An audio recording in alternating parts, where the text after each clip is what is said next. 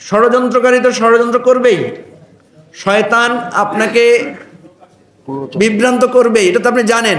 জানার পরও আপনি কেন পদক্ষেপ নেবেন না? আপনার গোয়েন্দা সংস্থা কি করে? আনসারেরা কোথা থেকে এসে সচিবালয় ঘেরাও করেছে? গোয়েন্দা সংস্থা কোথায় ছিল? তারা কেন জানে না? এতগুলো আনসার যে সংঘবদ্ধ হয়েছে, তারা যে সচিবালয় পর্যন্ত চলে আসছে, সেটা তারা আগাম কোনো সংবাদ দিতে পারলো না কেন? সোহরাওয়ার্দী কলেজের ছাত্ররা এত দূর থেকে গিয়ে যাত্রাবাড়িতে গিয়ে হামলা করছে, পথিমধ্যে কোনো পুলিশের তৎপরতা ছিল না কেন? এই যে রিক্সাওয়ালারা হঠাৎ করে পুরো কলাপস করে দিচ্ছে বিভিন্ন এলাকায়, গোয়েন্দা সংস্থার কাজ কোথায়? যোগসূত্র কথা অনেকে বলছেন, যেহেতু আমাদের কাছে সুস্পষ্ট প্রমাণ নাই, আমরা ঢালা অভিযোগ করতে চাই না। তবে কালকে আমরা দেখেছি ছাত্রদের ওই গন্ডগোলের সময় লুঙ্গি পরা এক ভদ্রলোককে দেখলাম, তিনি ছাত্রদেরকে খুব নৃশংসভাবে মারছেন। অনেকে প্রশ্ন তুলেছেন, এই লোকটা কে? সে তো ছাত্র না। এবং সে যে নির্দয়ভাবে মারছে, তখন অনেকে সেটাকে চিহ্নিত করেছে সে পতিত স্বৈরাচারী সরকারের মদতপুষ্ট কোনো একটা দলের সমর্থক। একইভাবে আরও বিভিন্ন জায়গায় ছাত্রলীগের নেতাদেরকে চিহ্নিত করা হয়েছে, যারা এই সমস্ত আন্দোলন, আপনারা দেখেছেন যে রিক্সাওয়ালাদের আন্দোলনের সময় একজন রিক্সাওয়ালাকে শনাক্ত করা গেছে, সে যে ছাত্রলীগের নেতা, সে রিক্সাওয়ালা সেজে সেখানে গিয়ে আন্দোলনে অংশীদার হয়েছে। আমরা এই জায়গাটাতে স্পষ্ট করতে চাই যে কোনো কিছুর সুযোগে পতিত স্বৈরাচারের লোকেরা ঢুকে যাচ্ছে, অংশ নিয়ে নিচ্ছে, এটা ধরা পড়েছে।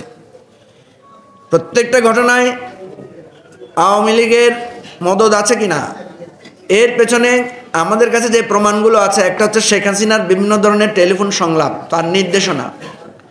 একটা তো উনি দিয়েছেন যে ট্রাম্পের ছবি নিয়ে নেমে আসার জন্য, এবং আমরা দেখেছি ট্রাম্পের ছবি সহ লোকজন নেমেও এসেছে এবং কিছু গ্রেফতারও হয়েছে। তো অতএব এই সমস্ত জায়গায় কিছুটা প্রমাণিত হয় যে পতিত স্বৈরাচার এই জিনিসগুলো করার জন্য চেষ্টা করছে এবং করবে। প্রশ্ন হচ্ছে, ষড়যন্ত্রকারী তো ষড়যন্ত্র করবেই, শয়তান আপনাকে বিভ্রান্ত করবেই, এটা তো আপনি জানেন। জানার পরও আপনি কেন পদক্ষেপ নেবেন না? আপনার গোয়েন্দা সংস্থা কি করে? সেই জন্যই আমরা এই ধরনের ঢালা অভিযোগ করে রেহাই পেতে চাই না। সব কিছু ষড়যন্ত্র, আমরা খুব ভালো, আমরা খুব নির্দোষ, এই ধরনের কোনো কথা আমরা বলতে চাই না। আমরা বলছি ষড়যন্ত্র হবে, ষড়যন্ত্র চলবে, ষড়যন্ত্রকে মোকাবেলা করেই আমাদেরকে আমাদের সংস্কার এবং নির্বাচন বাস্তবায়ন করতে হবে। শুধু ষড়যন্ত্রের দোহাই দিলে হবে না, ষড়যন্ত্রকারীদেরকে ধরে সামনে আনতে হবে, প্রকাশ করতে হবে। দেশের যেই জনগণের টাকায় যে সমস্ত গোয়েন্দা সংস্থা পরিচালিত হচ্ছে, তাদের কাজটা কি? তারা কেন জানে না?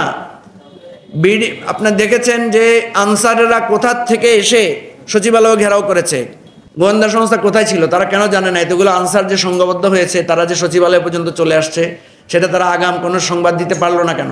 সোহরাওয়ার্দী কলেজের ছাত্ররা এত দূর থেকে গিয়ে যাত্রাবাড়িতে গিয়ে হামলা করছে, পথিমধ্যে কোনো পুলিশের তৎপরতা ছিল না কেন? এই যে রিক্সাওয়ালারা হঠাৎ করে পুরো কলাপস করে দিচ্ছে বিভিন্ন এলাকায়, গোয়েন্দা সংস্থার কাজ কোথায়? এই জন্য আমরা স্পষ্ট করে বলছি, এই গোয়েন্দা সংস্থার ব্যর্থতা আছে কিনা সেটা তদন্ত করে কঠোর ব্যবস্থা তাদের বিরুদ্ধে নিতে হবে। এবং এই সাংবাদিক ভাই যে প্রশ্ন করেছেন যে এর পেছনে বিগত সরকারের কোনো মদদ আছে কিনা, ফ্যাসিবাদী হাসিনার উস্কানি আছে কিনা, সেটা খুঁজে বের করতে হবে। এই যে যেটা বাসে করে লোক আসার কথা বলেছেন, এটা অনেক আগ থেকেই এটার প্রস্তুতি ছিল, তৎপরতা ছিল। এই বিষয়টা সরকারের উচিত ছিল সেদিকে নজর দেয়া, যদি এটাকে সে করতে না দেয়। আর যদি করতেই দেয়, তাহলে তারা বাসে করে আসছে, কেন আসছে, তাদের দাবি যাবে, তারা চলে যাইতো। ঠিক আছে, আমরা যোগসূত্র দেখছি না, তবে দুটোটার পেছনে যোগসূত্র থাকতে পারে কিনা সরকারের উচিত সেটা তদন্ত করে বের করা। ধর্মীয় বিষয়গুলোকে খুব সাবধানতার সাথে হ্যান্ডেল করতে হবে, কারণ যাতে ধর্মের সংঘাতটা ছড়িয়ে না পড়ে। আজকে আপনারা দেখেছেন যে চিন্ময়ের ব্যাপারে, মানে তার ধর্মের অনুসারীরা অনেকেই বিভিন্ন জায়গায় বিক্ষোভ করেছেন, এবং আমরা কিন্তু কালকে একটু উদ্বিগ্ন ছিলাম যে কেন চিন্ময়কে হঠাৎ করে গ্রেফতার করা হলো। আমরা খোঁজখবর নিয়েছি, পরে দেখলাম যে ওনার বিরুদ্ধে সুস্পষ্ট মামলা হয়েছে, এবং সেই মামলার প্রেক্ষিতে উনি যখন দেশের বাইরে চলে যাচ্ছিলেন তখন তাকে আটক করা হয়েছে। আমরা এখনও জানি না, যেহেতু তার ব্যাপারটা তদন্তাধীন, আইনের মধ্যে আছে, এই জন্য বিচারাধীন বিষয়ে আমরা বেশি কথা বলতে চাই না। আমাদের কথা সুস্পষ্ট, কে হিন্দু, কে মুসলিম, কে বৌদ্ধ, কে খ্রিস্টান, রাষ্ট্রের কাছে এটা কোনো গুরুত্বপূর্ণ বিষয় না। আপনি যদি কোনো মুসলমানের কোনো ধরনের চরমপন্থাকে আপনি রাষ্ট্রীয়ভাবে নিষিদ্ধ করেন, কোনো বৌদ্ধ ধর্মের চরমপন্থাকেও কোনো হিন্দু ধর্মের চরমপন্থাকেও আপনাকে নিষিদ্ধ বা বেআইনি হিসেবে আপনাকে চিহ্নিত করতে হবে। আমরা রাষ্ট্রকে এই জায়গায় নিরপেক্ষ এবং কঠোর ভূমিকা রাখার জন্য আমরা অনুরোধ করব। আমরা দেখলাম গতকাল যে 15,000 পত্রিকা এসেছে, 15,000 ছাত্ররা গিয়ে একটা কলেজে যদি ভাঙচুর করে, শুধু ভাঙচুর করে না, এখানে লুটপাট করেছে, এটি তো হওয়ার কথা ছিল না। এবং সেখানে কিন্তু আইন শৃঙ্খলা বাহিনী ছিল। তাহলে আমাদের স্বরাষ্ট্র উপদেষ্টা যারা রয়েছেন তাদের কাছে আমার জানার যে আপনি যদি আইন শৃঙ্খলা রক্ষা করতে না পারেন, তাহলে সাধারণ মানুষ তো অত্যন্ত অসহায়। আমরা যে বিপ্লবটা করেছিলাম সেটাকে হাইজ্যাক হয়ে যাবে, লুটপাট হয়ে যাবে বিপ্লবটা। অতএব আপনারা এই ব্যাপারে সিদ্ধান্ত নিন।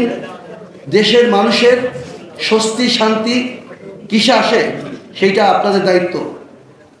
প্রথম আলো এবং ডেইলি স্টার পত্রিকা এরা যদি খারাপ সংবাদ পরিবেশন করে, আপনি সেই পত্রিকা পড়েন না, ওর বিরোধিতা করেন, কিন্তু আপনি সেখানে গিয়ে অগ্নিসংযোগ করবেন বা ভাঙচুর করবেন, তাহলে আমরা যে আন্দোলন করলাম এই ফ্যাসিস্ট শেখ হাসিনার থেকে আমরা উন্নত কি হলাম? আপনারা জানেন 2013 সালের 5ই মে শাপলা চত্বরে যখন হামলা করে, গ্রেনেড হামলা করে এবং সাউন্ড গ্রেনেড পরে গুলি করে, তখন কিন্তু কিছু লাইভ টেলিকাস্ট হচ্ছিল ওই টেলিভিশন মিডিয়াকে, তখনই স্টপ করে দেয়। আমরা তো সেটা চাই না, আমরা তো সেই জিনিস থেকে বেরিয়ে আসতে চাই। কাজে আমাদের মধ্যে ডিস্টিংক্ট উন্নত মানের কিছু দৃষ্টান্ত উপস্থাপন করতে হবে। এই ঘটনাগুলো কেন হচ্ছে, আমাদের ঐক্য নষ্ট হচ্ছে কেন?